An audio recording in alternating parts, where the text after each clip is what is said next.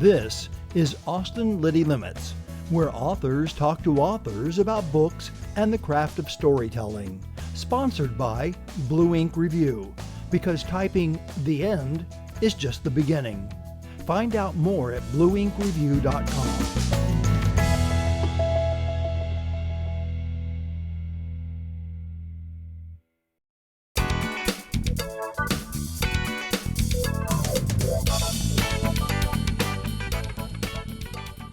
Scott von Doviak has been a freelance writer for more than 20 years and has authored 3 books about film and pop culture.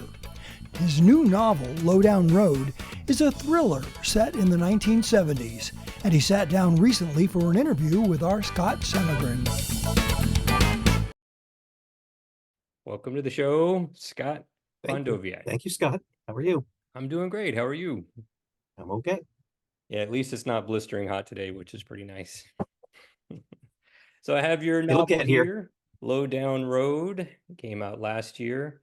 Of course, one of the first things I noticed about this cover, and a lot of people when they see it, is what a fantastic cover it is, first of all.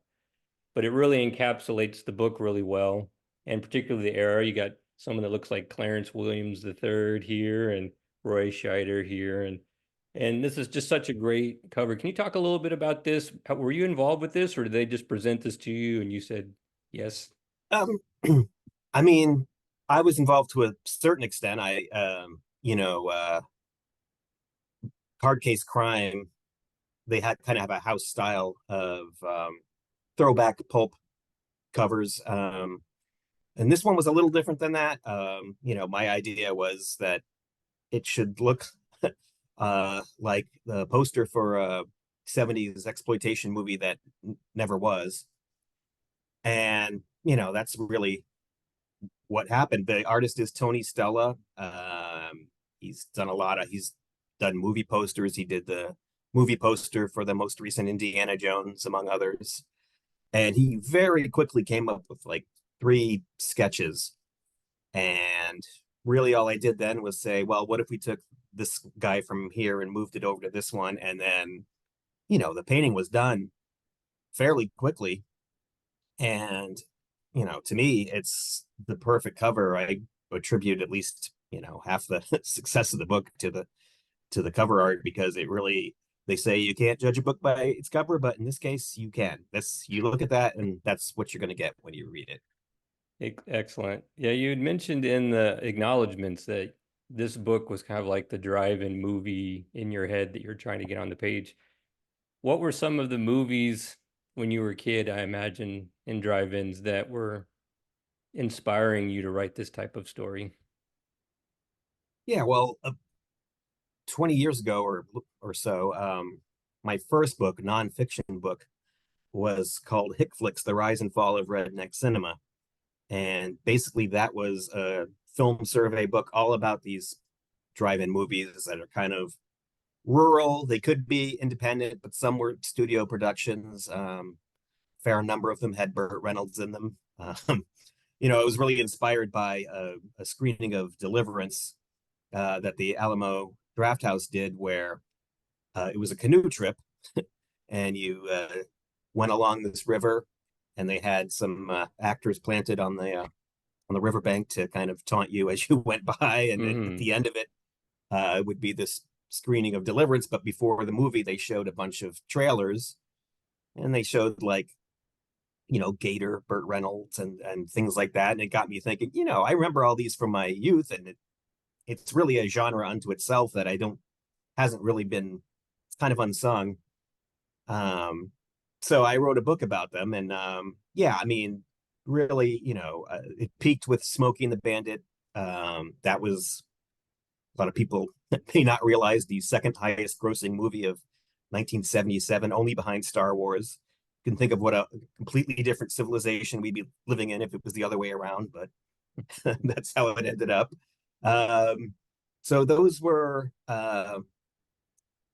sort of the movies swirling around in my head. And when I thought about, what would my own Hick flick look like I'm not going to go out and make a movie, but I could do one on the page. I could do my own version of it and, kind of take some of these stock characters and twist them a little bit to my own purposes, and that was kind of the initial inspiration.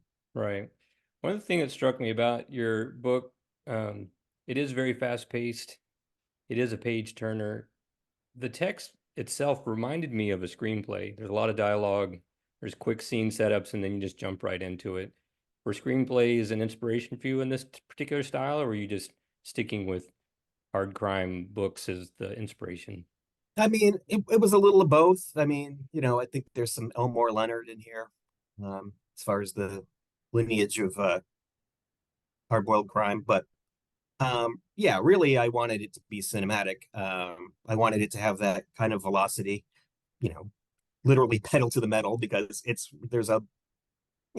a largely a road trip story. It starts in Texas, maybe the first third of it in Central Texas, and then you're on the road for the middle third, and then the big uh, conclusion is set. The book is set in 1974, of September 74, and some of us who were around then, even though we were very little, probably remember Evel Knievel attempting to jump the Snake River Canyon. I definitely had the Evel Knievel wind-up toy that never went where you wanted it to go, and I thought, oh, this would be a great location for a big, climax to the book, and so that's basically where our heroes or anti-heroes are on their way. Basically, they've got a truckload of marijuana they've stolen, and they're going to try and sell it up there. So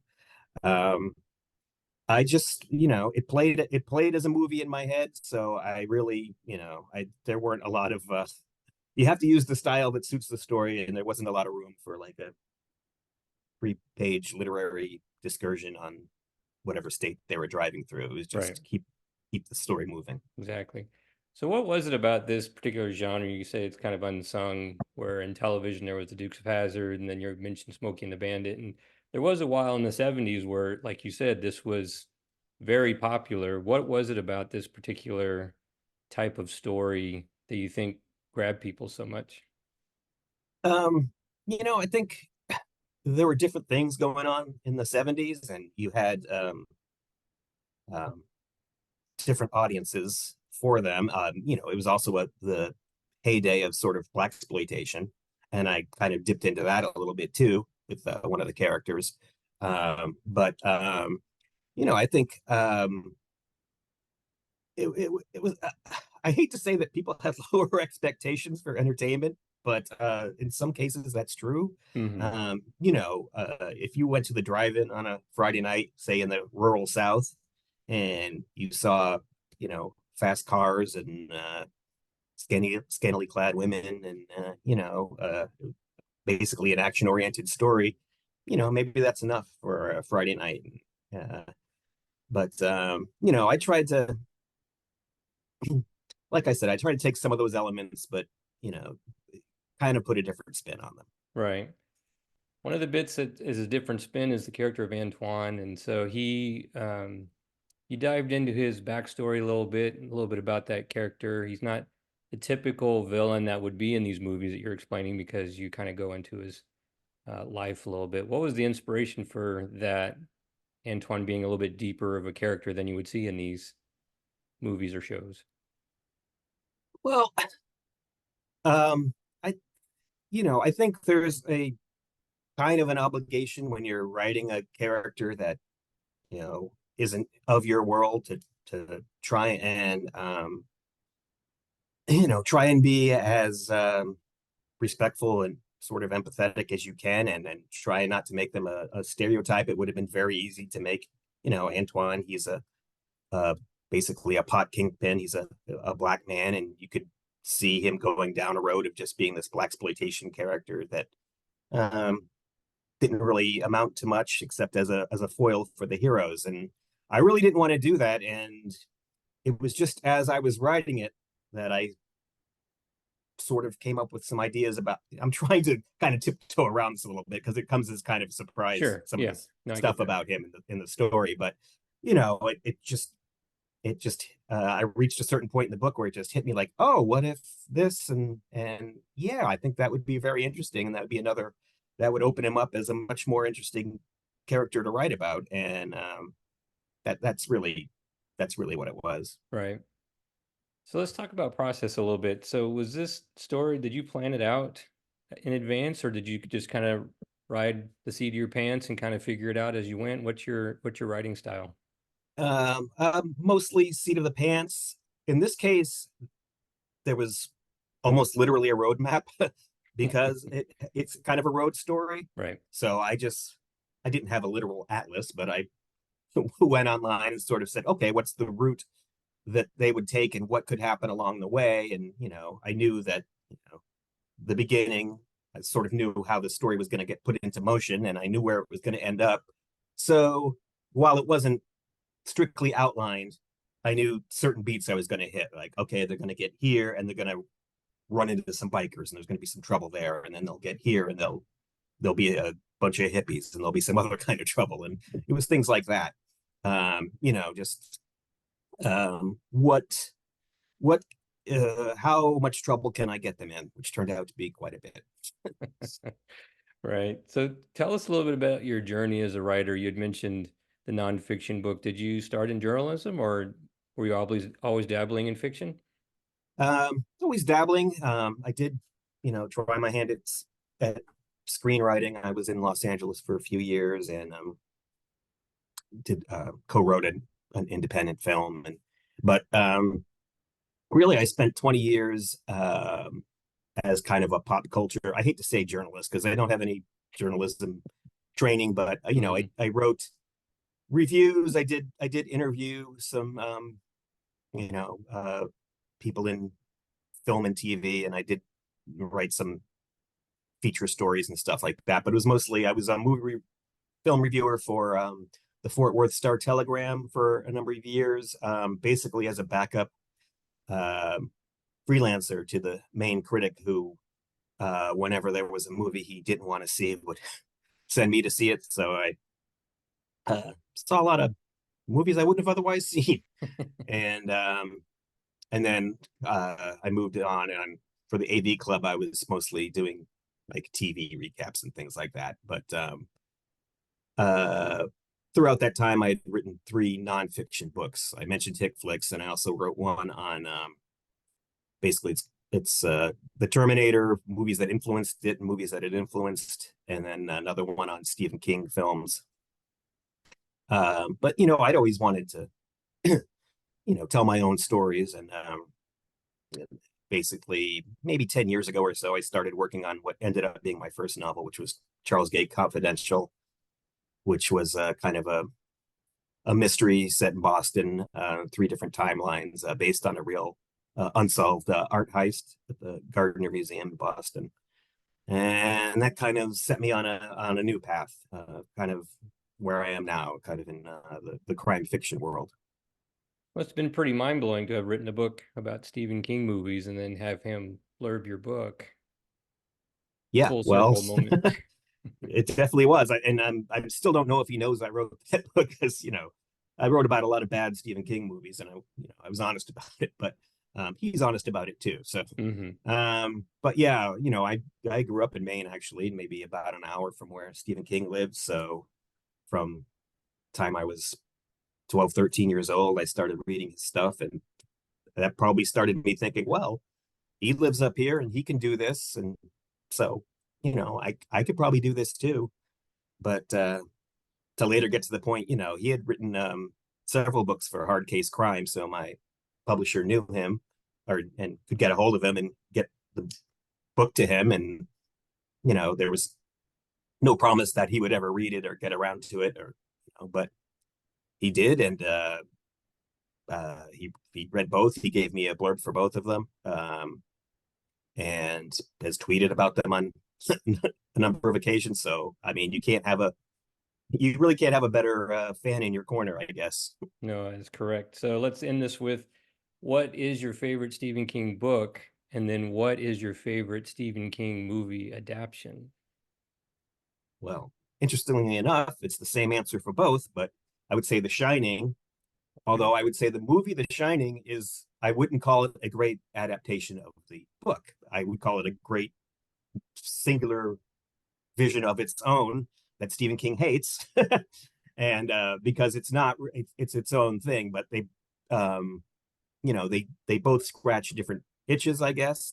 They take the same basic storyline and do different things with them. And, The Shining, Shining was the first R-rated movie I saw in a theater. And then I remember I think I was 12 or 13. And immediately afterwards, I went to the bookstore in the same mall and found the book. And I was up for like 2 straight nights, the light on, reading it. And so that's what set me off down that road. So yeah, excellent. Both of those.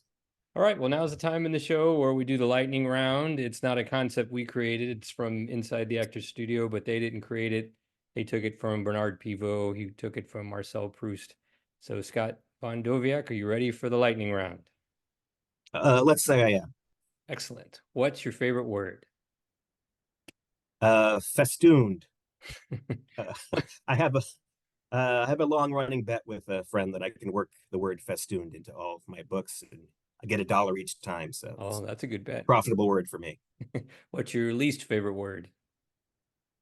I'm not even sure it's the real word, but upmarket is a word you hear a lot in our field. A lot of agents use it when I was still looking for an agent, would use it to say that it was exactly not what I was doing. So I don't like it at all. Okay, what turned you on? Oh, a sense of humor. And what turned you off? No sense of humor. Two sides. What is your idea of happiness? I would say a day stretching out ahead of me with no obligations of me. A day where I could just want to read, I can read. If I want to write, I can, but it's not like a deadline is bearing down on my head. I can go for a walk. Just a day where nobody else is expecting anything of me is my idea of happiness. Yeah, that sounds nice. Who's your favorite author? Well, for all the previous reasons discussed, I think I have to go with Stephen King. Oh, good choice. So if you could be a character from any well-known novel throughout history, who would that be? Yeah, this one's not that easy because, generally people if they're in a book, in a novel, they aren't living their best life. Otherwise, no one would be telling their story. It wouldn't be interesting. So I thought I would go with Charlie Bucket from Charlie and the Chocolate Factory, okay, but only after he's inherited. I don't want to be living with the 4 grandparents in one bed and all that. Right. Once he's inherited the chocolate factory, I think he hits the jackpot. Right? What profession other than your own would you like to attempt? I did dabble in acting when I was younger, and I think that's also something that's very helpful for a writer. If you're writing fiction, if you read back your stuff out loud and you find voices for your characters, I think that can be very helpful. So, I'll go with acting. Oh, I could see that. What profession would you least want to do? Some kind of customer service in the healthcare field, I think, would be the worst. Spending your whole day telling people why they can't get the life-saving operation they need. I don't know how you could go home after that. I know. Sounds I don't know. So yeah, that's at the bottom. Okay, well, if heaven exists, what would you like to hear God say when you reach the check-in desk? All of your dogs are here. Nice. Scott von Doviak, thank you so much. Everyone run out and get his book, Low Down Road. Thanks for being on our show. Oh, no problem.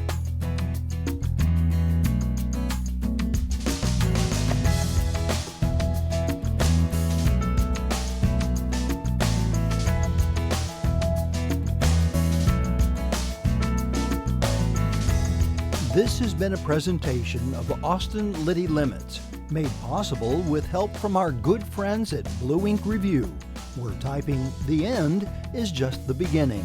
Find out more at blueinkreview.com.